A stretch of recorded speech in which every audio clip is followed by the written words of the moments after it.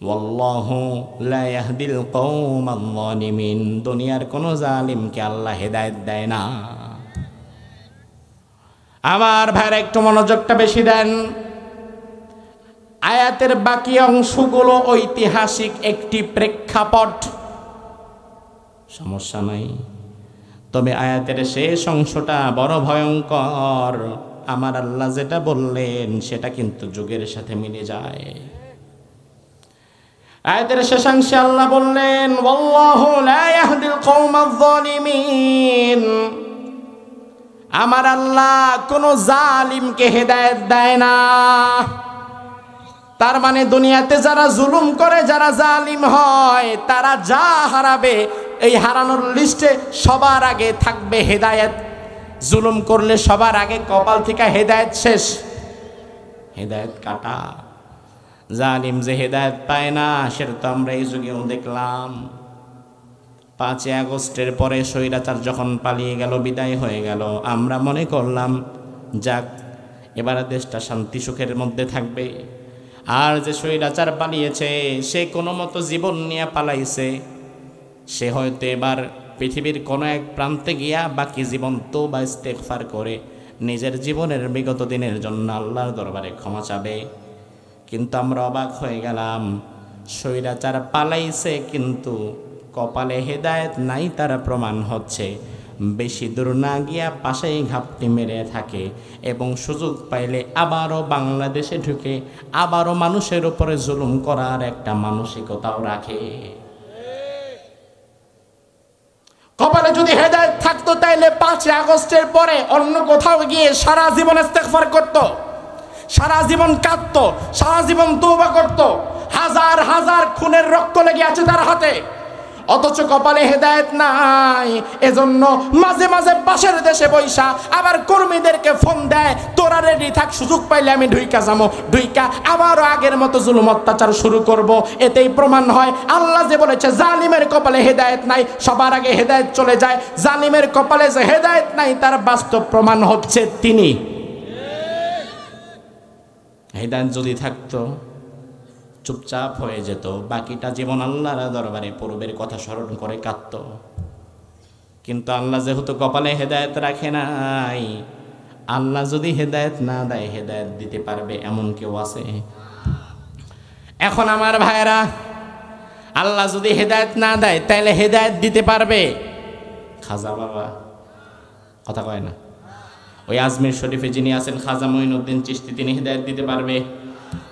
তাইলে এই স্বৈরাচার জালিমের একটা অংশ কিন্তু ভারতের আজমির শরীফে গিয়ে পড়ে আছে। তাদের বিশ্বাস এখান থেকে আবার আমরা হেদায়েত নিয়ে যাব। আমার ভাইরা লক্ষ্য করেন, দুনিয়াতে হেদায়েতটা আল্লাহ তাআলা কোনো পীরের কাছে দেয় নাই। দুনিয়াতে আল্লাহ তাআলা হেদায়েত কোনো হুজুরের কাছে দেয় নাই। দুনিয়াতে আল্লাহ তাআলা হেদায়েতটা মূলত নিজের কাছে রেখেছেন, কাউরেই দেয় নাই। এমনকি আল্লাহ রব্বুল আলামিন হেদায়েতটা নবীদেরকেও দেয় নাই। নবীদেরকে অন্য কোনো মানুষকে হেদায়েতের পথ তারা দেখাতে পারবে, তবে পরিপূর্ণ হেদায়েত তারা দান করতে পারবে না। আবু তালেব ইন্তেকালের পূর্ব মুহূর্তে আল্লাহর হাবিব সাল্লাল্লাহু আলাইহি ওয়াসাল্লাম আবু তালিবের শয্যার কাছে শুয়ে এবার রাসূলুল্লাহ বলতে লাগলেন, ইয়া আম্মি, আমার চাচা, কুল লা ইলাহা ইল্লাল্লাহ কালিমাতান ওয়াহিদাতান, আপনি শুধু একবার কালিমা পড়েন, একটা বার শুধু আপনি কালিমা পড়েন।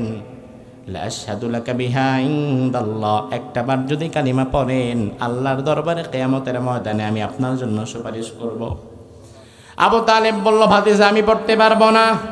আমার আল্লাহ আয়াত নাযিল করলেন, ও নবী, ইন্নাকা লা তাহদি মান আহবাবতা ওয়ালাকিন্নাল্লাহা ইয়াহদি মান ইয়াশা ওয়া হুয়া আ'লামু বিল মুহতাদিন।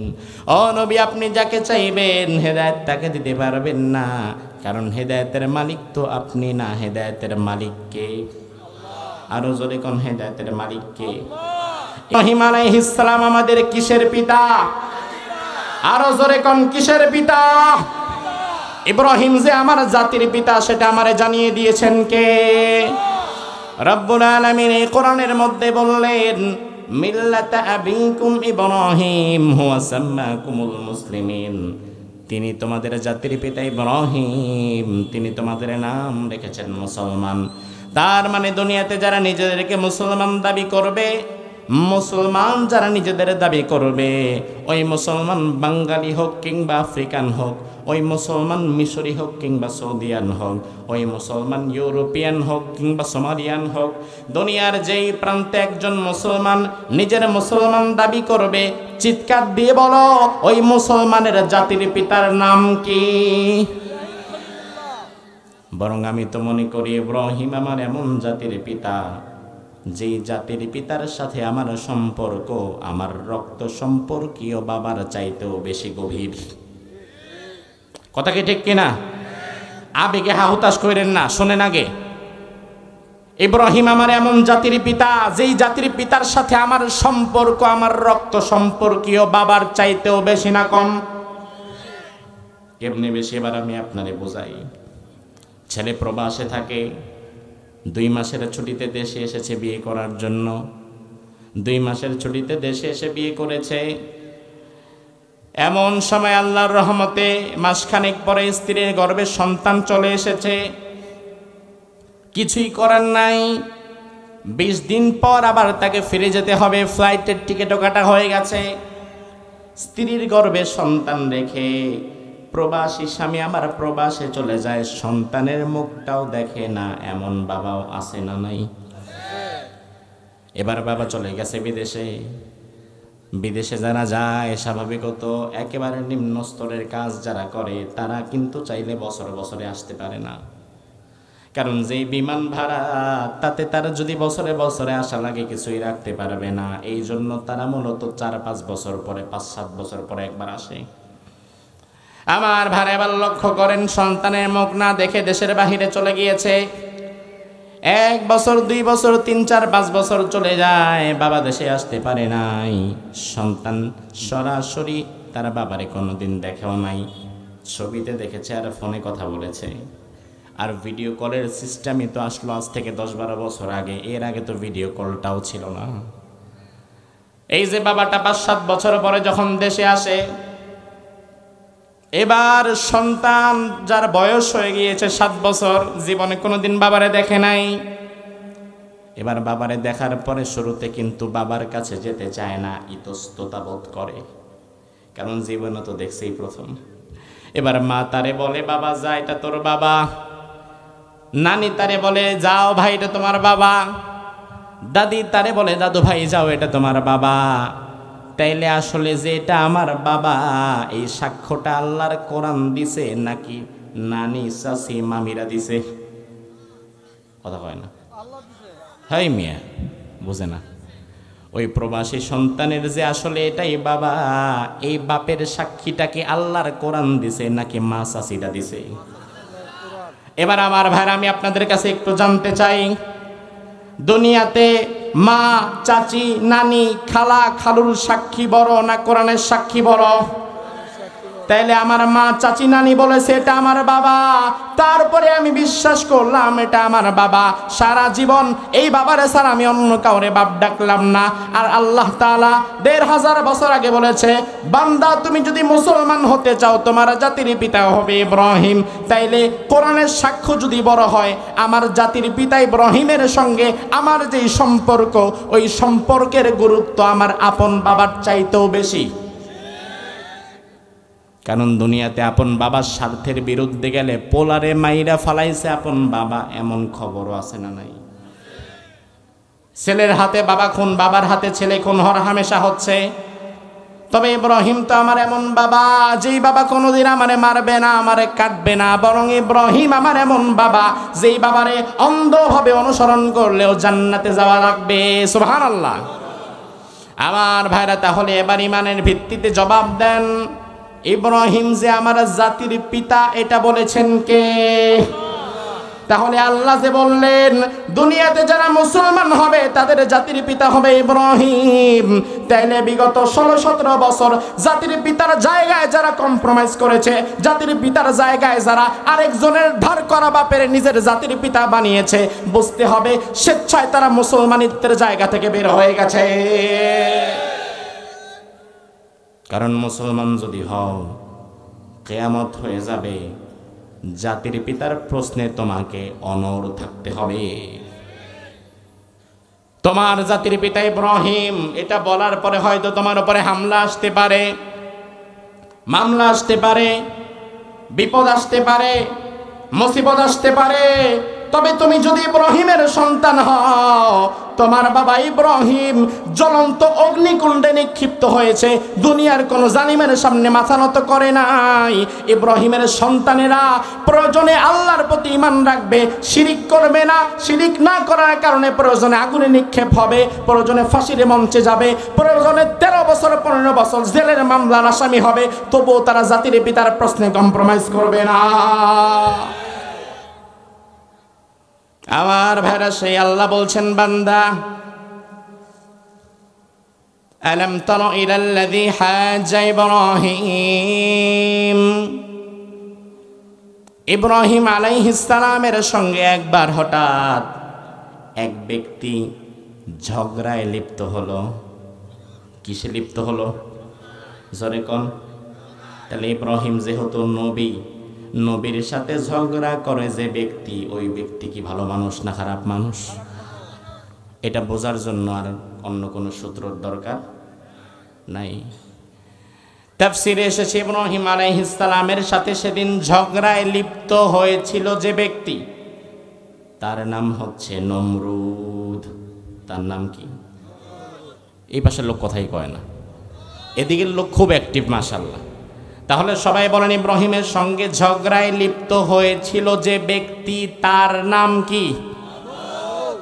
দুনিয়াতে এখনো আছে না নাই? না না, নাই তো। কই নমরুদ কই? আমার ভাইরা, দুনিয়াতে আসলেও নমরুদ নাই, দুনিয়াতে আসলেও ফেরাউন নাই, দুনিয়াতে আসলেও আবু জাহাল আবু লাহাব নাই। কারণ দুনিয়াতে যারা বিধর্মী, ওই বেটা হিন্দু হইতে রাজি, বৌদ্ধ খ্রিস্টান হইতে রাজি, ইহুদি হইতে রাজি, নাস্তিক হইতে রাজি, কিন্তু নমরুদ হইতে রাজি না। রাজি রাজি নমরুদ নামের মানুষ না থাকলেও গোটা পৃথিবীর নানান প্রান্তে নমরুদের আদর্শের সন্তানের অভাব নাই। দুনিয়ার নানান প্রান্তে আল্লাহর দ্বীনের জন্য জীবন দিতে পারে এমন ইব্রাহিমের সন্তান যেমন আছে, আবার ইব্রাহিমের সন্তানদের পথ আটকে দেওয়ার জন্য নমরুদের বাচ্চারাও আছে না নাই? নমরুদ ইব্রাহিম আলাইহিস সালামের সাথে ঝগড়ায় লিপ্ত হলো। আমার ভাইরা, মূল বিষয়টা হচ্ছিল, নমরুদের কানে খবর এলো, সামিআনা ফাতান ইয়াযকুরুহুম ইউকালু লাহু ইব্রাহিম। কিছু লোক এসে বলল, একজন যুবকের কথা আমাদের কানে এসেছে, ওই যুবকের নাম হচ্ছে ইব্রাহিম। ওই যুবক হাটে মাঠে ঘাটে গঞ্জে বাজারে যেখানে যায় সেখানে শুধু মূর্তির বিরুদ্ধে কথা বলে, শিরকের বিরুদ্ধে কথা বলে, আপনার বিরুদ্ধে কথা বলে, আপনাদের কাউরে মানে না। নমরুদ বলে, তাইলে বলো কি সে মানেটা কারে? সবাই বলল তার নাম হচ্ছে ইব্রাহিম। ওই যুবক মূর্তিকে বিশ্বাস করে না, আপনারও প্রভু হিসাবে বিশ্বাস করে না। ওই যুবক শুধুমাত্র বিশ্বাস করে একজনকে, তিনি কে? নমরুদ বলল, তাই নাকি? এমন একটা ভাইরাস যেহেতু এলাকায় আছে, নির্মূল করা দরকার, অন্যথায় এই ভাইরাস ছড়িয়ে যেতে পারে দেশ হতে দেশ, দেশান্তরে, লক্ষ মানুষের অন্তরে। যাও ডাক দাও তাকে, আমার রাজপ্রাসাদে তাকে ধরে নিয়ে আসো। কত বড় সাহস! আমার এখানে থাকে, খায়, ঘুমায়, অথচ আমারে নাকি বিশ্বাস করে না, আমাকে নাকি রব হিসাবে মানে না। ডাক দাও, নিয়ে আসো তাকে। পরের দিন প্রহরীরা চলে গেলে ইব্রাহিম আলাইহিস সালামের বাড়িতে। তিনি যুবক মানুষ, গিয়ে বলল, তোমার নাম ইব্রাহিম? বলে যে আমি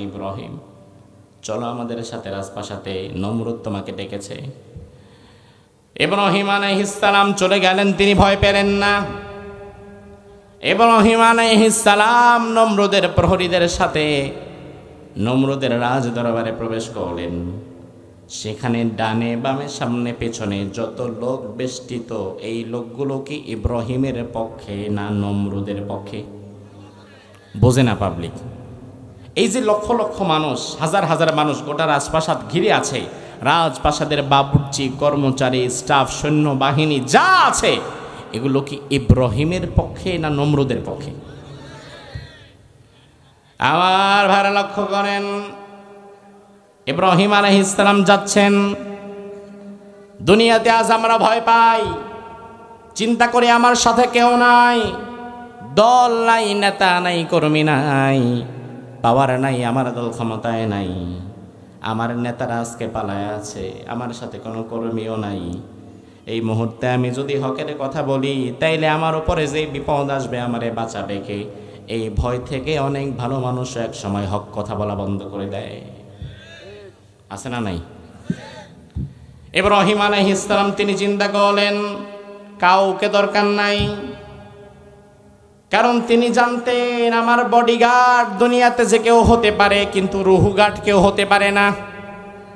বডিটারে গার্ড দেয়া লাভ নাই, কারণ বডি থাকলেও কি না থাকলেও কি, বডি তো বডির মতো থাকবে, কিন্তু মূলত দরকার হচ্ছে রুহু গার্ড। কারণ রুহুটা ওর গেলেই তো মানুষ মরে যায়, আর রুহু গার্ড এক আল্লাহ ছাড়া আর কেউ দিতে পারে। ইব্রাহিম আলাইহিস সালাম চলে গেলেন নমরুদের বাসভবনে। চারপাশে হাজার হাজার মানুষ, নমরুদের সৈন্যবাহিনীরা দাঁড়িয়ে আছে। আল্লাহ রাব্বুল আলামিন কোরআনুল কারীমের মধ্যে বললেন, এবার ইব্রাহিমকে নমরুদ হাজ্জা ইব্রাহিম ফি রাব্বিহি, রবের ব্যাপারে প্রশ্ন করলো, রবের ব্যাপারে প্রশ্ন করে ঝগড়ার সূত্রপাত করতে চাইল। এবার ইব্রাহিম আলাইহিস সালামকে নমরুদ বলল, ইব্রাহিম, রবের ব্যাপারে তোমাকে একটা প্রশ্ন করছি, আমি শোনো। ও ইব্রাহিম, জবাব দাও, কে তোমার রব, কে তোমার মালিক, কে তোমার খালিক, কে তোমার পালনকর্তা, কে তোমার সৃষ্টিকর্তা, কে তোমার রিজিক দাতা? এক বাক্যে তোমার রব যিনি, তিনি কে? আমার ভাইয়েরা, প্রশ্নটা একটু লক্ষ্য করেন। ইব্রাহিম আলাইহিস সালামকে প্রশ্ন করা হলো, ইব্রাহিম জবাব দাও, তোমার রবের নাম কি? বিভিন্ন জায়গায় আমি শুনেছি তুমি নাকি আমাদেরকে রব মানো না, তাইলে তুমি কারে রব মানো তার পরিচয়টা দাও। আমার ভাইরা, জবাবটা যদি আমি আপনাদের কাছে জানতে চাই, ও আমার কুষ্টিয়ার প্রিয় ভাইরা, আপনারা একটু জবাব দেন, আমাদের রব যিনি তিনি কে? পালনকর্তা, লালনকর্তা, রিজিক দাতা না ভারত? কে খাওয়ায়? কে চাল দেয়? কে ডাল দেয়? কে পেঁয়াজটা দেয়? অন্তত ভারত। বাংলাদেশের মানুষের বিশ্বাস এখানে একটু নড়বড়ে হয়ে যায়। ও ভাই আমার, তার কারণ হচ্ছে ভারতীয় মিডিয়াগুলা দিনরাত বাংলাদেশি মানুষের বিরুদ্ধে নিউজ করে, বাংলাদেশের স্বাধীনতা সার্বভৌমত্বের বিরুদ্ধে খবর করে। এমনকি ভারত আমাদের বোঝাতে চায়, ওই বাংলাদেশ চুপচাপ থাকবা, যা বলি তা শুনবা, যা বলি তা মানবা, অন্যথায় বেশি বাড়াবাড়ি যদি তোমরা করো, পেঁয়াজ দিমু বন্ধ কইরা। তখন তোমাদের পেঁয়াজের কেজি হয়ে যাবে 400-500 টাকা। বেশি বাড়াবাড়ি করলে চাল দিব বন্ধ করে, চাল পাবা না বাজারে, তেল বন্ধ করে দিব, আলু বন্ধ করে দেব, পেঁয়াজ বন্ধ করে দেব, ডিম বন্ধ করে দেব। এমন একটা ভয় কিন্তু পার্শ্ববর্তী দেশ আমাদের মাঝে মাঝে দেখায়, দেখায় না? দেখায় না? তখন আমাদের দেশের কিছু বুদ্ধিজীবীরা তারা কয়, দেখছেন হুজুররা যে খালি ভারতের বিরুদ্ধে কথা বলে, সাধারণ মানুষ যে ভারতের বিরুদ্ধে কথা বলে, আওয়াজ তোলে, এরা কি একবার বোঝে না যে ভারত যদি একবার পেঁয়াজ বন্ধ করে, চাল বন্ধ করে, ডাল বন্ধ করে, আমরা খামু কি? অথচ আমার ভাইয়েরা, রিজিকের মালিক কি নরেন্দ্র মোদী না আল্লাহ? যারা আস্তে জবাব দেয় তাদের জবাবে তো সন্দেহ আছে। রিজিকের মালিক কি ভারত নাকি আল্লাহ?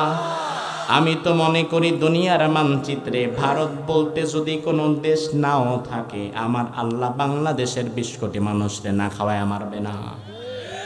মারবে। ওরা আমাদেরকে ভয় দেখায়, পেঁয়াজ বন্ধ করে দিব, চাল বন্ধ করে দেব, আলু বন্ধ করে দিব। অথচ ওরা জানে না এটা সেই জাতি যেই জাতিরে আল্লাহ তাআলা বছরে 1 মাস না খাওয়ায় রোজা রেখে না খাওয়ার ট্রেনিং দিয়ে দিছে। আমরা সেই জাতি, দরকার হলে তোমার পেঁয়াজ তোমার কাছেই রাখো। তোরা আমাদেরকে ভয় দেখায়, আমরা ভয় পাই বলি তো ভয় দেখায়। যেদিন থেকে বাংলাদেশের মানুষ ওদেরকে ভয় পাওয়া বন্ধ করে দেবে, সেদিন থেকে ওরা সোজা হয়ে যাবে। আমার ভাইরা লক্ষ্য করেন, বাংলাদেশ কিন্তু আয়তনে ছোট, কিন্তু গুরুত্বের দিক থেকে বড়। বিশ্বাস করেন এটা? আমার 56,000 বর্গ মাইলের বাংলাদেশ আয়তনে 56,000 বর্গ মাইল হতে পারে, তবে গুরুত্বের দিক থেকে অনেক অনেক অনেক বড়। যার কারণে ভারত আমাদের দেশের দিকে তাকায় থাকে, কোথাকার আমেরিকা তারা আমাদের দেশের দিকে তাকায় থাকে। কখন নির্বাচন হয়, কে আসে না আসে, কি হয় না হয়, তারা তাকিয়ে থাকে। চায়না তাকিয়ে থাকে, রাশিয়া তাকিয়ে থাকে। দুনিয়ার বড় বড় মোড়লেরা আমার দেশের দিকে তাকায় থাকে কেন? আমার দেশ অবশ্যই আয়তনে ছোট, কিন্তু গুরুত্বে অনেক বড়। গুরুত্বে বড় না হইলে তারা আমার দেশ নিয়ে মাথা ঘামাইতো না। সেই দেশের একজন গর্বিত নাগরিক আমি। ওরা আমাদেরকে ভয় দেখায়, আমরা যেদিন থেকে ওদেরকে ভয় পাওয়া ছেড়ে দিব, বাংলাদেশের মুসলমান যেদিন থেকে এক আল্লাহকে ভয় করবে, দুনিয়ার কাউরে ভয় করবে না, আল্লাহি আল্লাহর কসম, বাংলাদেশের মুসলমানকে আটকে রাখতে পারে, থামিয়ে রাখতে পারে, তাদের উন্নতি অগ্রগতিকে রুখে দিতে পারে, দুনিয়াতে এমন সাধ্য কারো বাবারও নাই। আমি বিশ্বাস করি আমার দেশে আল্লাহ তাআলা যে পরিমাণ খনিজ সম্পদ দিয়েছে, আগামীতে যদি শুধু চোর, বাটপার, লুটতরাজ আর হাইজাকার, সাদাবাজ, টেন্ডারবাজরা না আসে, যদি সৎ যোগ্য নেতৃত্ব আসে, তাহলে বাংলাদেশকে ভিক্ষার থালা নিয়ে কারো কাছে দৌড়াতে হবে না। বরং বাংলাদেশে যদি ইনসাফ কায়েম হয়, বৈষম্য দূর হয়ে যায়, গোটা বিশ্বের মধ্যে বাংলাদেশ অনন্য উচ্চতায় চলে যেতে পারে। সেটা আমার বাংলাদেশ। আর ওরা আমারে ভয় দেখায়, পেঁয়াজ বন্ধ করে দেব, আলু বন্ধ করে দেব। বরং বাংলাদেশের মানুষ যদি একবার স্ট্রাইক করে, নিলাম না তোর পেঁয়াজ, খাইলাম না তোর আলু, ধরলাম না তোর চাল, ওর আলু ওর পেঁয়াজ ওর খেতে পচবে, কুত্তায়ও মুখ দিবে না। কথা কি ঠিক কিনা? অবশ্যই ঠিক। তার প্রমাণ বিগত 1 সপ্তাহে আপনারা দেখেছেন, বাংলাদেশের মানুষ হঠাৎ করে তাদের পেঁয়াজ, তাদের আলু কমিয়ে দিয়েছে, নেওয়া বন্ধ করে দিয়েছে। ভারতের কিছু গণমাধ্যমের কারণে, ভারতীয় কিছু মিডিয়া, কিছু গণমাধ্যম মলম বিক্রেতার মতো বাংলাদেশের নামে মিথ্যা সংবাদ ছড়ায়, উঠতে বসতে মিথ্যা সংবাদ ছড়ায়। কেমন মিথ্যা সংবাদ? 1 সপ্তাহ আগে জুমার দিন তারা নিউজ করেছে, জুমার নামাজ পড়াতে আসার সময় আমি দেখলাম নিউজ করেছে ভারতীয় একটা বিরাট গণমাধ্যম, বাংলাদেশে 5 আগস্টের পর থেকে পরিস্থিতি অত্যন্ত ভয়াবহ। এদেশে হাজার হাজার হিন্দুদেরকে জবাই করা হচ্ছে, প্রত্যেকটা মন্দিরে আগুন লাগিয়ে তছনছ করে দেওয়া হচ্ছে। এবং শুক্রবার তারা নিউজ করেছে, শুক্রবারে কোনো হিন্দু মহিলা শাখা সিঁদুর পরে বাহিরে বের হতে পারছে না, যারাই মুসলমান দেখতেছে তারাই মেরে ফেলতেছে। আপনারা বলেন, বাংলাদেশের অন্যান্য জেলার খবর বাদ দেন, আমাদের কুষ্টিয়াতে হিন্দু আছে না নাই? কথা কয় না, আছে না নাই? 5 আগস্টের পরে কয়জন হিন্দুকে জবাই করেছেন? 5 আগস্টের পরে কয়টা মন্দির ভেঙেছেন? ভাত হয়েছে কিনা এটা বোঝার জন্য পাতিলের 1 লক্ষ ভাতের টিপা লাগে না, 2-1টা টিপ দিলে বোঝা যায়। আমরা কুষ্টিয়াকে টিপ দিয়ে বুঝলাম, কুষ্টিয়ায় যেহেতু হয় নাই, বাংলাদেশের অন্য কোন জেলাতে হয় নাই, ঠিক কিনা? তাহলে আমার বাংলাদেশকে নিয়ে 24টা ঘন্টা, সারা সপ্তাহ, সারা মাস যারা মিথ্যা সংবাদ প্রচার করে, তাদের বিরুদ্ধে আমাদের শক্ত প্রতিবাদ করার দরকার আছে না নাই? ওই প্রতিবাদ করবে শুধু হুজুররা নাকি সবাই?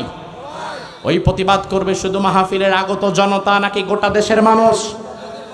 বরং ওই প্রতিবাদে সামিল হওয়ার প্রথম সারিতে থাকা লাগবে বাংলাদেশের বড় বড় রাজনৈতিক দলের নেতৃবৃন্দকে। তারা আমাদের প্রতিনিধিত্ব করবে, তারা ভারতীয় গণমাধ্যমের বিরুদ্ধে আওয়াজ তুলবে। আমার দেশকে নিয়ে তারা যেই মিথ্যা সংবাদ ছড়াচ্ছে গোটা পৃথিবীতে, তার বিরুদ্ধে প্রতিবাদ করবে। দুর্ভাগ্যজনক হচ্ছে প্রতিবাদ করে আলেম সমাজ আর আপনাদের মতো কিছু জাগ্রত মানবতা। তাছাড়া বাংলাদেশের বড় বড় রাজনৈতিক দল থেকে ভারতের এই প্রোপাগান্ডার বিরুদ্ধে কোনো প্রতিবাদ আসে না। এই ভয়ে চিন্তা করে এখন যদি প্রতিবাদ করি আগামী নির্বাচনে হয়তো ভারত আমারে আর সমর্থন দিবে না। এটা ভুল। ভারত তোমারে ক্ষমতায় নিতে পারবে না, কারণ ভারত যদি তোমারে ক্ষমতায় নিতে পারতো, তুমি কেন তোমার চাইতে বেটার অপশনই তো সে ক্ষমতায় রাখতে পারলো না। সে যারে সবচেয়ে ভালোবাসতো তারাই তো ক্ষমতায় রাখতে পারলো না, তুমি কে? এজন্য আগামীর বাংলাদেশে কে ক্ষমতায় যাবে, কে ক্ষমতা থেকে নামবে, তা ভারত, আমেরিকা, চীন, রাশিয়া কেউ ঠিক করবে না। তা ঠিক করবে বাংলাদেশের 18 কোটি মুসলমান।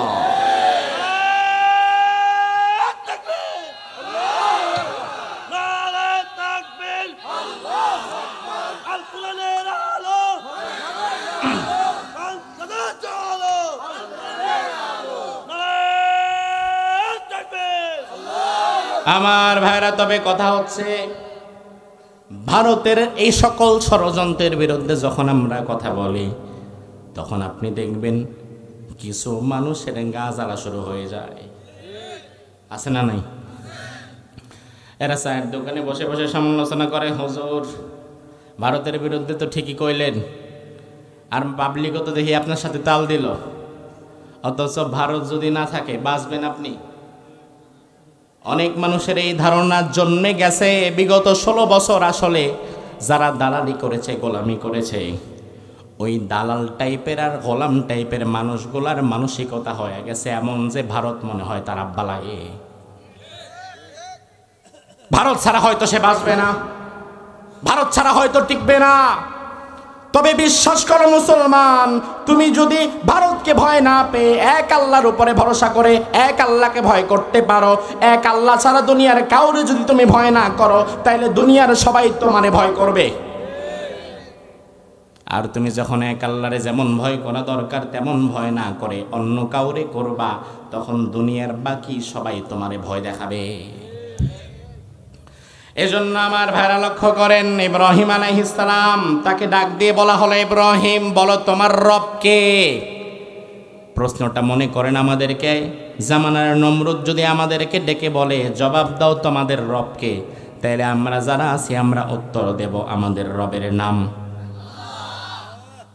সবাই বলেন আমাদের রবের নাম। এই রবের প্রশ্নে আমাদের কি কোনো সন্দেহ আছে? ইব্রাহিম আলাইহিস সালাম যে কথা আজকে আমি আপনাদের শোনাচ্ছি এটা আজকের কথা না।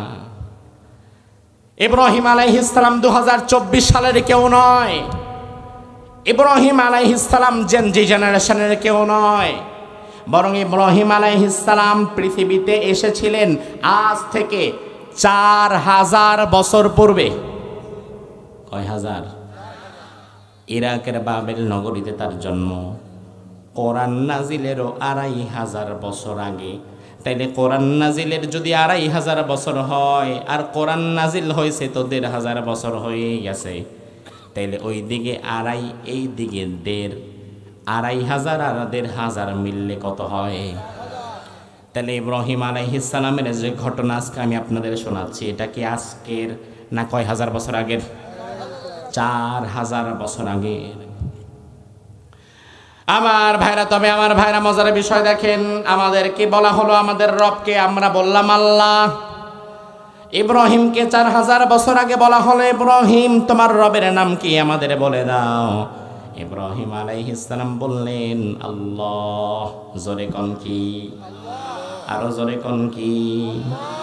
তবে আমার ভাইরা, আমাদের আল্লাহ বলা আর ইব্রাহিম নবীর আল্লাহ বলার মধ্যে কিন্তু অবশ্যই পার্থক্য আছে। আছে না নাই? কি পার্থক্য দেখেন। আজ যখন আমি আপনাকে প্রশ্ন করছি আপনার রবের পরিচয় দেন, আপনি আল্লাহর কথা বলছেন, এতে কোনো বাধা নাই।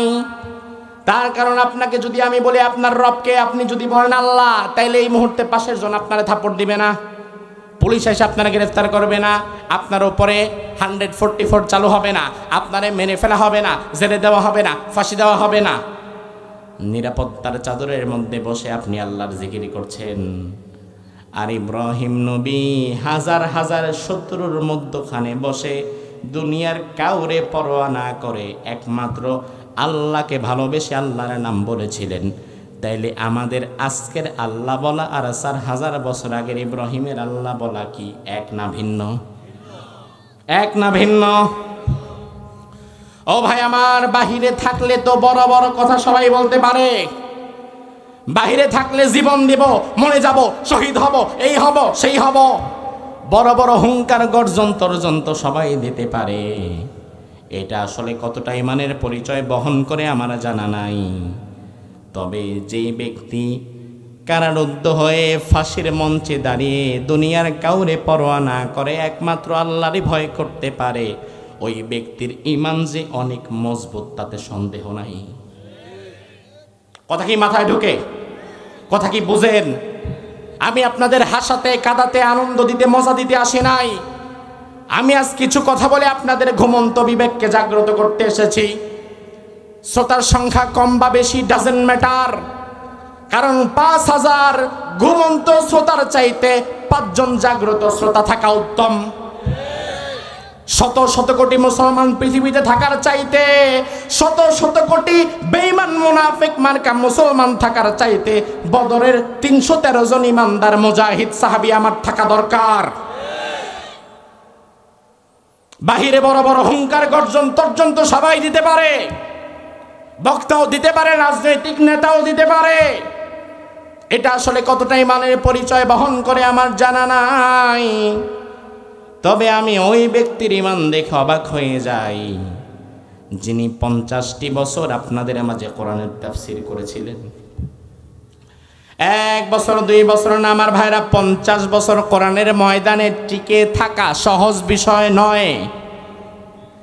যার হাতে হাত রেখে হাজার হাজার মুসলিম ইসলাম গ্রহণ করেছেন, তার মতো একজন মানুষকে ১৩ বছর কারারুদ্ধ যখন রাখা হয়েছে, ওই কারাগারের ভেতরে বারবার তাকে প্রস্তাব দেওয়া হয়েছে, হুজুর আপনি বাংলাদেশের সবচাইতে জনপ্রিয় ব্যক্তি, আপনি শুধু একবার জমিনে আল্লাহর দিন কায়েম করা লাগবে, এই মতাদর্শ থেকে সরে আসেন, আপনাকে আমাদের দলের সবচাইতে বড় একটা পদে বসানো হবে। অথবা আপনি যদি আমাদের দল না করেন তাও সমস্যা নাই, আলাদা একটা দল আপনি করেন। আলাদা একটা দল করার জন্য যত টাকা দরকার, যত ম্যান পাওয়ার দরকার, যত প্রশাসনিক অনুমতি দরকার সব আমরা দেব। এত কিছু তাকে অফার করা হয়েছে, এত বড় বড় পথ তাকে দেখানো হয়েছে, কিন্তু যেই আল্লাহর বান্দা ৫০ বছর কোরআনের পক্ষে হকের পক্ষে আওয়াজ তুলেছে, জেলখানায় যাওয়ার পরে হাজারো নির্যাতন সহ্য করার পরে তার আওয়াজ থেমে যায় নাই, বরং তিনি বলেছিলেন জমিন যার আইন চলবে তার, ঠিক না ব্যাঠিক? তাইলে বাহিরে বসে বসে আমাদের চিল্লানো আর ভেতরে জুলুম অত্যাচার সহ্য করে টিকে থাকার মধ্যে পার্থক্য আছে না নাই? আজকের আপনি আল্লাহরে আল্লাহ বলে সাক্ষ্য দেওয়া আর ৪,০০০ বছর আগে ইব্রাহিমের আল্লাহ বলে সাক্ষ্য দেওয়ার মধ্যে এরকম পার্থক্য। আপনি আল্লাহরে আল্লাহ বললে আপনারা কেউ ধরবে না, মারবে না। তবে ইব্রাহিম এমন সময় আল্লাহর কথা উঁচু করে বলেছিল যখন ঘাড়ের কাছেই ছিল তলোয়ার, শুধুমাত্র হুকুম দিলেই শেষ। কিন্তু ইব্রাহিম আলাইহিস সালাম আমার ভাইরা, তিনি তো আমাদের জাতির পিতা। জাতির পিতা তো এমনি এমনি হওয়া যায় না, যারে তারে জোর কইরা জাতির পিতা বানাই দিলেই বানানো যায় না, বরং জাতির পিতা হতে গেলে আগুনের পরীক্ষা দিয়ে উত্তীর্ণ হওয়া লাগে। এজন্য আমার জাতির পিতা ইব্রাহিমের ব্যাপারে আল্লাহ বললেন ইন্নী জাইলুকা লিন্নাসি ইমামা। ইব্রাহিম, দুনিয়াতে অনেক জটিল ও কঠিন পরীক্ষা আমি তোমাকে করেছি, আর প্রতিটি পরীক্ষায় আমার ইব্রাহিম তিনি পাশ করেছেন। এজন্য পুরস্কার স্বরূপ ইন্নী জাইলুকা লিন্নাসি ইমামা, গোটা দুনিয়ার মানুষের নেতা, গোটা দুনিয়ার মুসলমানদের নেতা আমি তোমাদের বানায় দিলাম। সুবহানাল্লাহ বলেন। আমার ভাইরা লক্ষ্য রাখবেন, ইব্রাহিম আলাইহিস সালাম ইব্রাহিম আলাইহিস সালামকে যখন বলল তোমার রবকে, তিনি তো বললেন আল্লাহ। আন আতাহুল্লাহুল মুলক, আল্লাহ বললেন, অথচ নমরুদকে ক্ষমতা আমি দিলাম। নমরুদ ক্ষমতা পেয়ে আমি আল্লাহরে ভুলে গিয়েছে, এবার আমি আল্লাহরে ভুলে নিজেই আল্লাহ হয়ে সেজেছে। আমি আল্লাহরে ভুলে এবার ইব্রাহিমকে বললে, ইব্রাহিম তোমার রবকে? ইব্রাহিম বলল আমার রব আল্লাহ। এবার নমরুদ বলে, ইব্রাহিম তোমার রব তো আল্লাহ নয়, তোমার রব আমি। গোটা দুনিয়ার মানুষ আমারে রব মানে, গোটা ইরাকের লক্ষ লক্ষ মানুষ আমারে রব মানে, তাইলে তুমি আমারে রব কেন মানবা না? ইব্রাহিম বলে, তোমারে আমি রবের জন্য মানব না, আমি এমন একজনকে রব মানি, রব্বি আল্লাযী ইউহয়ী ওয়া ইউমীত, আমার রব এমন রব তিনি জীবন দেয় আবার তিনি মরণ দেয়। আমার ভাইরা তাহলে জবাব দেন, জীবন দেয় কে? নাকি ডাক্তার? ডাক্তার। মরণ দেয় কে? মরণ দেয় আল্লাহ, জীবন দেয় আল্লাহ, হায়াতের মালিকও আল্লাহ, মৌতের মালিকও আল্লাহ। তবে আমার দেশের সংবিধানে তো একটা ধারা আছে, কোন মৃত্যুদণ্ড প্রাপ্ত আসামি যদি নিজের ভুল বুঝতে পেরে রাষ্ট্রপতির কাছে ক্ষমা চায়, তাইলে রাষ্ট্রপতি মহোদয় প্রাণ ভিক্ষা দিতে পারে। জানেন এটা? জানে না? রাষ্ট্রপতি কিন্তু বাংলাদেশে প্রাণ ভিক্ষা দেওয়ার মতো ক্ষমতা নিয়ে বৈশা রয়েছে। তার মানে রাষ্ট্রপতির কাছে আজরাইল আসে না? আসেনি? কথা কয় না। বাংলাদেশের বিগত কোনো রাষ্ট্রপতি কি মারা গেছে জীবনে? রাষ্ট্রপতি এরশাদ কই গেছে? রাষ্ট্রপতি জিল্লুর রহমান কই গেছে? ও ভাই আমার, রাষ্ট্রপতির কাছে প্রাণ ভিক্ষা দেওয়ার যেই ধারা তোমার সংবিধানে আছে, এই ধারায় বিশ্বাস করলে তুমি ইমানদার না, তুমি কাট্টা মুশরিক। কথা কয় না? কারণ মুসলমান ইমান হচ্ছে আমার প্রাণ আল্লাহর হাতে, আমার মরণ আল্লাহর হাতে, আমারে বাঁচাবে আল্লাহ, আমারে মারবে ও আল্লাহ, সব কিছু আমারে দিবে আল্লাহ। সেখানে রাষ্ট্রপতি কেন, দুনিয়ার কারো কাছে তো আমি আমার প্রাণ ভিক্ষা চাইতে পারি না। এই জন্য আমরা দেখেছি এমন কিছু মর্দে মুজাহিদ ছিলেন যাদেরকে যখন অন্যায়ভাবে ফাঁসির মঞ্চে নিয়ে যাওয়া হচ্ছিল, ফাঁসির মঞ্চে যাওয়ার আগে তাদেরকে বলা হচ্ছিল, আরেকটা সুযোগ আপনারে দিলাম, রাষ্ট্রপতির কাছে প্রাণ ভিক্ষা চান। রাষ্ট্রপতি কিন্তু প্রাণ ভিক্ষা চাইলে মাফ করে দিতে পারে। তখন আল্লাহর এই গোলামেরা বলেছিল, মৃত্যুর ফয়সালা জমিনে হয় না হয় আসমানে। আল্লাহ যদি চায়, আল্লাহর জমিনে দিন কায়েম করতে গেলে শাহাদাত হওয়া লাগবে, শহীদ হওয়া লাগবে, রক্ত দেওয়া লাগবে। তাইলে আমরা শাহাদাতের মর্যাদা লাভের জন্য প্রস্তুত আছি। এটা কিন্তু চারটিখানি কথা না। ওই যে আগেই বললাম, বাহিরে ফটফট করা, হুঙ্কার তর্জন গর্জন দেওয়া, আর ভেতরে বসে একই আচরণ করা, হাজারো বিপদ আপদ মাথায় রেখে আল্লাহর পথে টিকে থাকার মধ্যে পার্থক্য আছে না নাই? ইব্রাহিম আলাইহিস সালাম বললেন, আমার রব এমন রব, তিনি জীবন দেয়, তিনি মরণ দেয়। এবার নমরুদ বলে, আনা উহয়ী ওয়া উমীত, জীবন তো আমিও দেই, মরণ তো আমিও দেই। নাউজুবিল্লাহ করেন। ইব্রাহিম বলে, আমার আল্লাহ জীবন দেয়, আমার আল্লাহ মরণ দেয়। আর পাগলে কয়, জীবন তো আমিও দিতে পারি, মরণ তো আমিও দিতে পারি। ইব্রাহিম আলাইহিস সালাম বলে, কিভাবে পারেন? এবার নমরুদ দুজন প্রহরীকে ডাকলো, দুজন কয়েদিকে ডাকলো, কারারক্ষীকে বলল, দুজন কয়েদিকে নিয়ে আসো জেলখানার ভেতর থেকে। নিয়ে আসা হলো। নমরুদ হাতে তলোয়ার নিয়ে ভরা মজলিসে এক কোপ দিয়া একজন প্রহরীর কল্লা আলাদা করে ফেললো, একজন কয়েদির কল্লা আলাদা করে ফেললো, একজনকে মেরে ফেললো, আরেকজনের দিকে তাকায় বলল, যা তুই, তোর ছুটি, তুই বাড়ি চলে যা, তোর আর থাকা লাগবে না। সে খুশিতে আনন্দে বাড়ি চলে গেল। এবার নমরুদ ইব্রাহিম আলাইহিস সালাম বলে, ইব্রাহিম দেখো, তোমার আল্লাহ জীবন দেয়, মরণ দেয়। এবার জীবন তো আমিও দিলাম, একজনে ছেড়ে দিলাম, মরণ তো আমিও দিলাম, একজনে মেরে দিলাম। তাইলে তোমার আল্লাহর মধ্যে আর আমার মধ্যে তো পার্থক্য নাই। জোরে বলেন। কোথায় 11 তলা আর কোথায় খাটের তলা। আল্লাহ তাআলা তো আমাকে জীবন দিয়েছে এমন সময় যখন দুনিয়াতে আমার কোনো অস্তিত্বই ছিল না। অনস্তিত্ব থেকে আল্লাহ তাআলা অস্তিত্বে আমাকে আনলেন। আমার আল্লাহ জীবন দেয়, আমার আল্লাহ মরণ দেয়। নমরুদ কয় জীবন আমিও দেই, মরণ আমিও দেই। এজন্য এটা প্রমাণ করার জন্য জেলখানা থেকে দুজন আসামিরে ধরে মেরে ফেললো, একজনকে মেরে ফেললো আর একজনকে ছেড়ে দিল। তবে আমার ভাইরা, জেলখানায় যারা যায় সবাই কিন্তু অপরাধের কারণে যায় না। কিছু কিছু মানুষ অপরাধ না করার কারণেও যায়। কথা বলেন। বরং বিগত 16 বছরে আমরা দেখেছি অপরাধ করে জেলে যাওয়া লাগে এমন যদি জেলখানায় 5 জন থাকে, বাকি 95 জন অপরাধ ছাড়া জেলে যায় না। আপনারা জানেন না? আমি আসমানের ওয়াজ করতেছি, তাহলে জবাব দেন। এমন দৃশ্য আছে না নাই? এবার নমরুদ যেটা করলো, ঐতিহাসিকগণ বলেছেন নমরুদ মূলত সেদিন যেই ব্যক্তিকে এক কোপে তার গর্দান থেকে মাথাটা দ্বিখণ্ডিত করে ফেললো, ওই ব্যক্তি মূলত ছিল একজন নির্দোষ ব্যক্তি, তার কোনো দোষ ছিল না। এলাকার কিছু খারাপ মানুষ চক্রান্ত করে তারে জেলে ঢুকায় দিছিল। আর নমরুদ ওই নির্দোষ ব্যক্তিটাকেই মেরে ফেললো। আর নমরুদ যাকে ছেড়ে দিল তার ক্ষমতা বলে, ওই ছেড়ে যাকে দেওয়া হলো সে হচ্ছে এই অঞ্চলের বিখ্যাত একজন খারাপ ব্যক্তি। ঐতিহাসিকগণ বলেছেন যাকে সেদিন ছেড়ে দেওয়া হয়েছিল সে 20 জন মানুষকে হত্যা করার পরে জেলে আসছে। তাহলে 20টা মানুষকে মার্ডার করেছে, এমন মার্ডার কেসের আসামিরে ছেড়ে দিল, আর একজন নিরপরাধ ব্যক্তিকে জেলে আনা হয়েছে, তারে মেরে ফেলা হলো।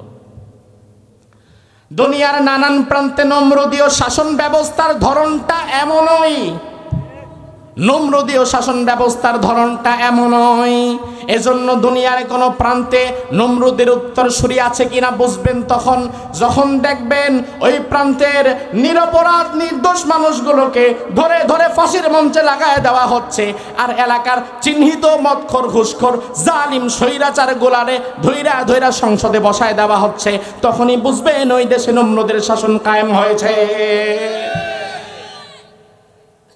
বিগত দিনে আমরা সেটাই দেখলাম। কোরআন সুন্নাহর কথা বলে এমন আলেমের জায়গা মাঠে ময়দানে হয় না, এমন আলেমের জায়গা হয় জেলখানায়। আর সারা জীবন নাচে, গান গায়, আউলা প্রেমের জাউলা গান গায়, এমন আউল বাউল ফাউল গোলারে ধৈরা ধৈরা সংসদে পাঠায় দেয়। আছে না নাই? নর্তকী মহিলা জুতার ধুলার সমান হবে না একজন আলেমের। সারা জীবন অশ্লীলতা করে গান গেয়েছে, শিরিক আর বেদাতের আখড়া বানিয়েছে দেশটাকে। এমন নর্তকী হারাম মহিলাগুলারে ধৈরা ধৈরা এমন নর্তকী হারাম মহিলা খারাপ মহিলাগুলারে ধৈরা ধৈরা সংসদে পাঠায় দেয়। এবার সংসদটারেও তারা গিয়া গানের আসর জমায় ফেলে। মাশাআল্লাহ, সংসদে গান নাচ দিয়া পুরা সংসদটা যেন হয়ে গেছিল একটা নাট্যমঞ্চ, আর বাংলাদেশটা ওই নাট্যমঞ্চের দর্শকের ভূমিকায় থাকে। আমার ভাইরা, দুনিয়ার নানান জায়গায় নমরুদীয় শাসন ব্যবস্থা মূলত এটাই, নিরপরাধ মানুষকে হত্যা করা আর অপরাধীদেরকে ক্ষমতা বলে ছেড়ে দেওয়া। ঠিক না ঠিক? এবার ইব্রাহিম আলাইহিস সালাম দেখলেন তাকে বোঝানো যাবে না। তবে আমার ভাইরা, দুনিয়াতে যারা নবী হয়, যারা রাসূল হয়, মানুষকে বোঝাবার মতো কিছু সুন্দর চিন্তা ভাবনা তাদেরকে দিয়ে দেয় কে? ইব্রাহিম আলাইহিস সালাম এবার নমরুদকে বলল, তুমি যদি আমার রব হতে চাও, আমার রব হওয়া এত সহজ না। আমার রব আরেকটা জিনিস পারে, তুমি একটু পাইরা দেখাও। নমরুদ বলল, কি পারে তোমার রব?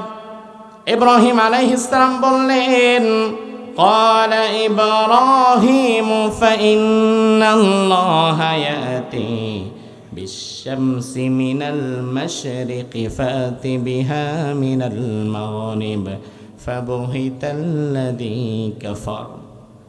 আমার রব আল্লাহ তাআলা প্রতিদিন পূর্ব দিগন্ত থেকে সূর্যকে উদিত করে আবার পশ্চিমে ডুবায়া দেয়। এখন তুমি যদি আমার রব হও, আগামীকাল সকাল বেলায় পূর্ব দিগন্ত থেকে না সূর্যটারে ধইরা তুমি পশ্চিম দিক থেকে উঠাও। এবার এটা পারবে তো? কি মনে হয় পারবে ভাই? পারবে? কারণ এমন জায়গায় হাত দিয়েছে যেখানে কারো কোনো বেডাগিরি চলে। এবার আল্লাহর কোরআন আমাদেরকে জানাচ্ছে ফাবুহিতাল্লাযী কাফার, একদম সাইলেন্ট, কোনো কথা নাই, চুপ হয়ে গেছে নমরুদ। এবার আল্লাহ রাব্বুল আলামিন আয়াতের শেষাংশে বললেন ওয়াল্লাহু লা ইয়াহদিল কওমাল যালিমিন, দুনিয়ার কোনো জালিমকে আল্লাহ হেদায়েত দেয় না। আমার ভাইরা একটু মনোযোগটা বেশি দেন। আয়াতের বাকি অংশগুলো ঐতিহাসিক একটি প্রেক্ষাপট, সমস্যা নাই, তবে আয়াতের শেষ অংশটা বড় ভয়ঙ্কর। আমার আল্লাহ যেটা বললেন সেটা কিন্তু যুগের সাথে মিলে যায়। আয়াতের শেষাংশে আল্লাহ বললেন ওয়াল্লাহু লা ইয়াহদিল কওমাজ যালিমিন, আমার আল্লাহ কোন জালিমকে হেদায়েত দেয় না। তার মানে দুনিয়াতে যারা জুলুম করে, যারা জালিম হয়, তারা যা হারাবে এই হারানোর লিস্টে সবার আগে থাকবে হেদায়েত। জুলুম করলে সবার আগে কপাল থেকে হেদায়েত শেষ, হেদায়েত কাটা। জালিম যে হেদায়েত পায় না সেটা তো আমরা এই যুগেও দেখলাম। 5 আগস্টের পরে স্বৈরাচার যখন পালিয়ে গেল, বিদায় হয়ে গেল, আমরা মনে করলাম যাক এবার দেশটা শান্তি সুখের মধ্যে থাকবে।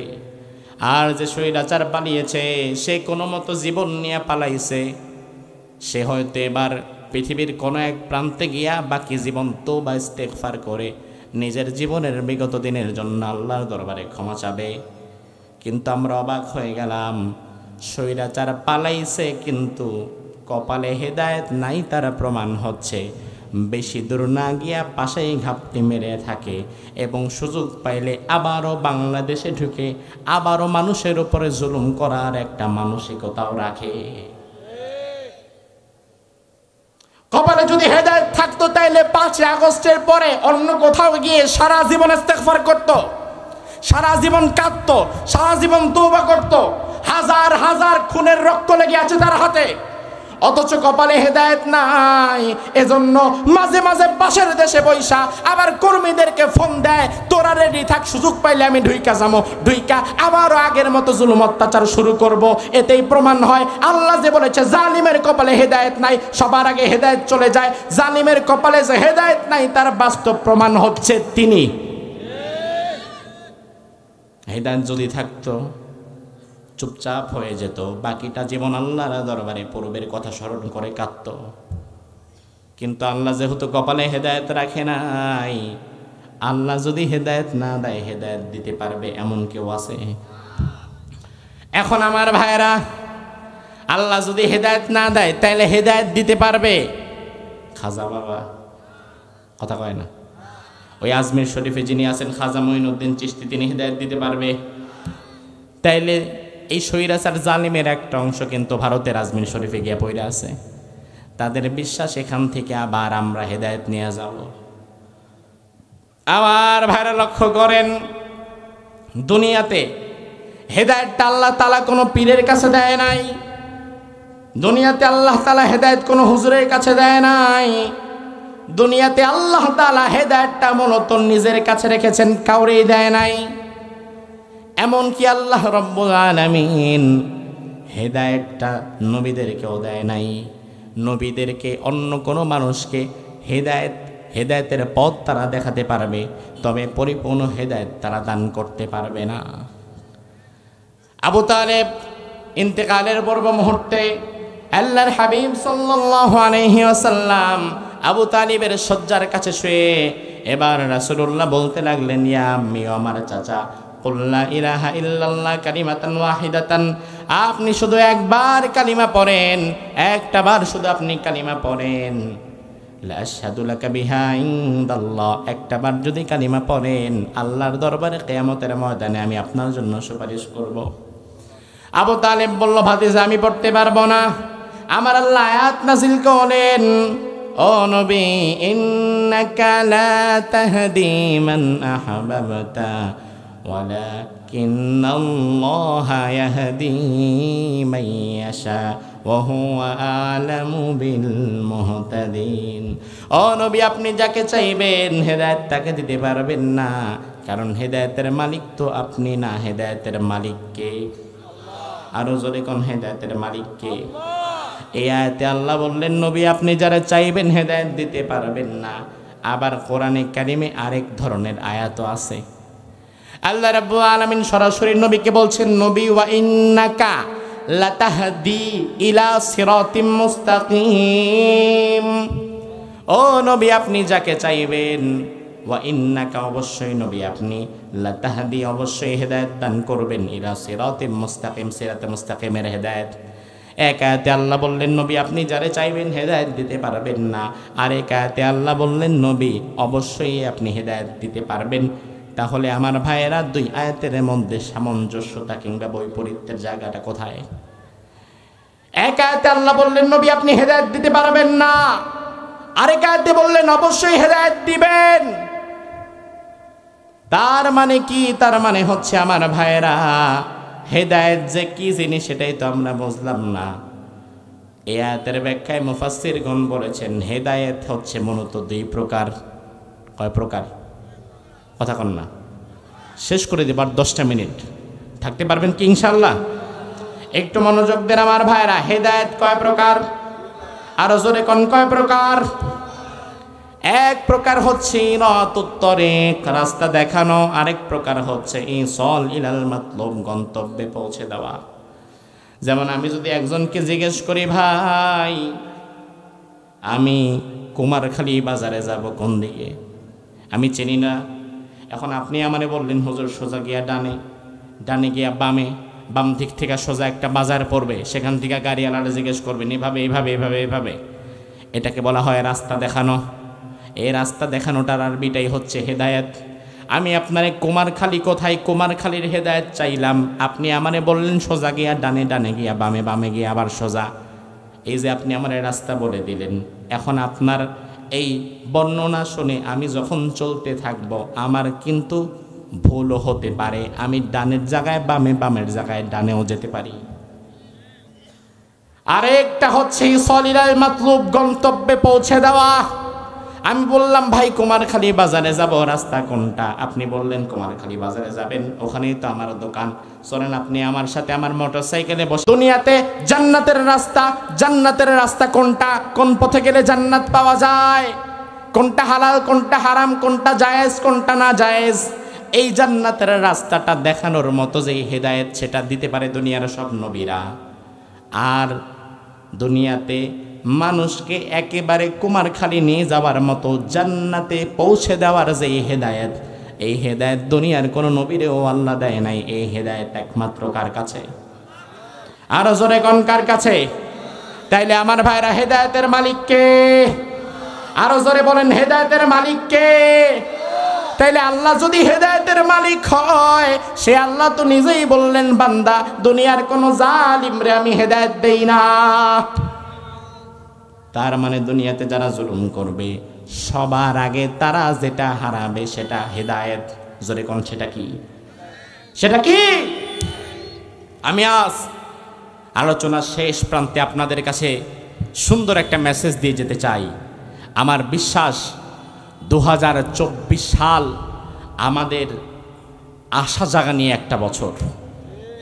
2024 সাল আমার বিশ্বাস গোটা দুনিয়ার স্বৈরাচারের পতন ঘণ্টা বেজে যাওয়ার বছর। 2024 সালে বাংলাদেশের স্বৈরাচার যেমন বিদায় হয়েছে, কিছুদিন আগে আবার পৃথিবীর আরেক প্রান্তের আরেক স্বৈরাচার বিদায় হয়েছে। কোন দেশ? সিরিয়া। বাংলাদেশের স্বৈরাচারের চাইতে ভয়াবহ ছিল সে। বাশার আল আসাদ 54 বছর গোটা সিরিয়া আসাদ পরিবারের কাছে বন্দী ছিল। বাংলাদেশের মানুষকে কষ্ট দেওয়ার জন্য মাটির নিচে ভয়াবহ একটা কারাগার বানিয়েছিল। নাম কি? সিরিয়াতেও বানিয়েছিল একটা সিদনায়া কারাগার। এই সিদনায়া কারাগার 2 লক্ষ মানুষকে 45 বছর যাবৎ মাটির নিচে বন্দী করে রেখেছিল। এই সিদনায়া কারাগারের গল্প দুনিয়ার ভয়াবহ নৃশংসতাকে হার মানায় সিডনায় আকারাগা। দুনিয়ার কোনো পৈশাচিকতা, নৃশংসতাও তার কাছে যেতে পারে না। সেই বাশার আল আসাদ বিদায় হয়ে গেছে, বাংলাদেশের স্বৈরাচার বিদায় হয়ে গেছে। আমার বিশ্বাস আগামীতে মিশরের স্বৈরাচারের পতন হবে। বাংলাদেশের স্বৈরাচার, সিরিয়ার স্বৈরাচার, মিশরের স্বৈরাচার, দুনিয়ার সব স্বৈরাচারের পতন চিরেই হবে। এরপরে আগামীতে গোটা দুনিয়ার মুসলিম উম্মাহ একত্রিত হয়ে মুসলমানদের প্রথম কিবলা আল আকসাকে আবারও তারা নিজের বুকে ধারণ করতে পারবে। তবে তার আগে শোনেন, আগেই শোনেন, শোনেন, আপনাদেরকে আমি একটা হাদিস শুনিয়ে আজকে বিদায় নিতে চাই। হাদিসটা কিছুটা কঠিন, কিছুটা ভয়াবহ, কিছুটা জটিল। দুর্বল চিত্তের মানুষদের এই হাদিস শোনা থেকে বিরত থাকা উচিত।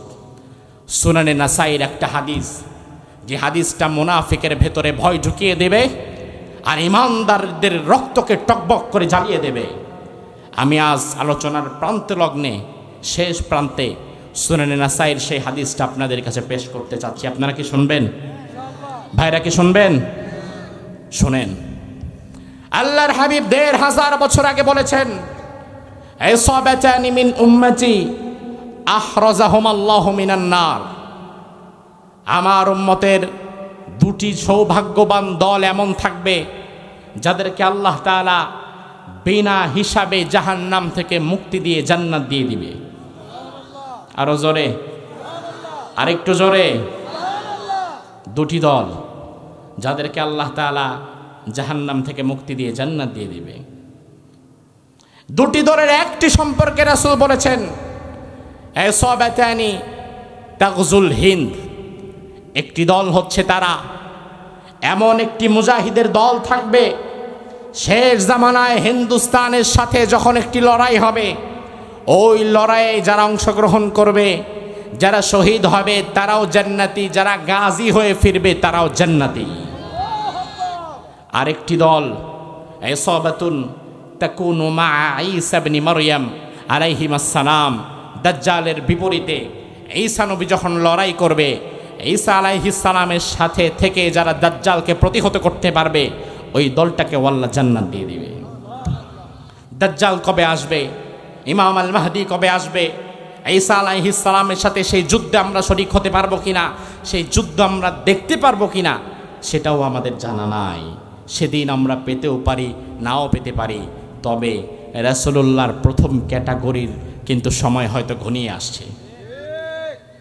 আল্লাহর হাবিব ১৫০০ বছর আগে মদিনার প্রান্ত থেকে বলে গিয়েছেন, এমন এক জামানা আসবে যখন মুসলমানদের সাথে হিন্দুস্তানের একটি লড়াই হবে। ওই লড়াই যারা অংশগ্রহণ করবে তারা জান্নাতি হয়ে যাবে। আমি তো মনে করছি হিন্দুস্তানের অপশক্তি বিভিন্ন প্রোপাগান্ডার মাধ্যমে ওই লড়াইটা অলরেডি শুরু করে দিয়েছে। লড়াইটা কিন্তু এমন না যে শুধু আপনারা মাঠে নেমে তলোয়ার নিয়ে লড়াই হবে, এমন না। এটা হচ্ছে লড়াইয়ের শেষ পর্যায়, চূড়ান্ত পর্যায়। তবে এই লড়াইয়ের শুরুটা হয়তো লিখনের মাধ্যমে হবে, হয়তো বা আমার কথা বলার মাধ্যমে, প্রতিবাদ করার মাধ্যমে হবে, হয়তো মিডিয়ার নিউজ প্রচারের মাধ্যমে প্রতিবাদ করার মাধ্যমে হবে। কারণ বর্তমানে একজন কাফেরকে আঘাত করলে যতটা না ক্ষতি হয়, হাজারো কাফেরের বিরুদ্ধে আপনি যদি লিখনী শক্তি প্রয়োগ করেন, আপনার মৌখিক শক্তি প্রয়োগ করেন, মিডিয়ার শক্তিকে কাজে লাগিয়ে দেন, তাতে কাফেরদের ক্ষতি আরো বেশি হয়। কথা কি বুঝতে পেরেছেন? আমার ভাইরা, হিন্দুস্তানের মুশরিকেরা আজ যা শুরু করেছে, গত কয়েকদিন তো আমি ছিলাম সিলেটের ভাইরা আমারে বলল, হুজুর কি বলবো, হিন্দুরা মাঝে মাঝে, সব হিন্দু না, ভুল বুঝবেন না, উগ্রপন্থী কিছু হিন্দুরা মাঝে মাঝে দল বেঁধে গাড়ি টাড়ি নিয়ে সিলেটের বর্ডারে এসে অবস্থান করে। তারা বলে, বর্ডার খুলে দাও, আমরা ভেতরে চলে যাব, আমাদের হিন্দুত্ববাদ আমরা প্রতিষ্ঠা করব। সিলেটের বর্ডারে, আখাউড়া ব্রাহ্মণবাড়িয়ার বর্ডারে মাঝে মাঝে তারা আসে, উকি ঝুঁকি দেয়। এটা একটা দেশের মানুষের জন্য কতটা লজ্জাজনক। ওরা আমাদের সাথে আসছে, আমাদের এখানে ঢুকে হিন্দুত্ববাদ প্রচার করার জন্য। গতকাল আমি সিলেটে বলে এসেছি, আমার ভাইয়েরা ভয় পাবেন না, কারণ সিলেট হচ্ছে একজন আল্লাহর ওলির পুণ্যভূমি। আপনারা কি জানেন তার নাম কি? কি নাম? শাহজালাল। সিলেট তো বাংলাদেশের একটা অংশ, আমার একটা অংশ। সিলেট নিয়েই তো বাংলাদেশ। আমি তাদেরকে বলেছি, শোনেন, মুশরিকিন হিন্দুস্তানেরা যদি গৌর গোবিন্দের ভূমিকায় বাংলাদেশে প্রবেশ করে, বাংলাদেশের 18 কোটি মুসলমানকে শাহজালালের ভূমিকায় মাঠে নামতে হবে। মুশরিকিন হিন্দুস্তানেরা যদি আজ ফেরাউনের ভূমিকায় মাঠে নামতে আসে, বাংলাদেশের 20 কোটি মুসলমানকে মূসার ভূমিকায় মাঠে থাকতে হবে। মুশরিকিন হিন্দুস্তানেরা যদি আজ নমরুদের ভূমিকায় মাঠে নামতে আসে, ইব্রাহিমের সন্তান হিসাবে নমরুদের ভূমিকায় যারা নামতে আসবে, আমার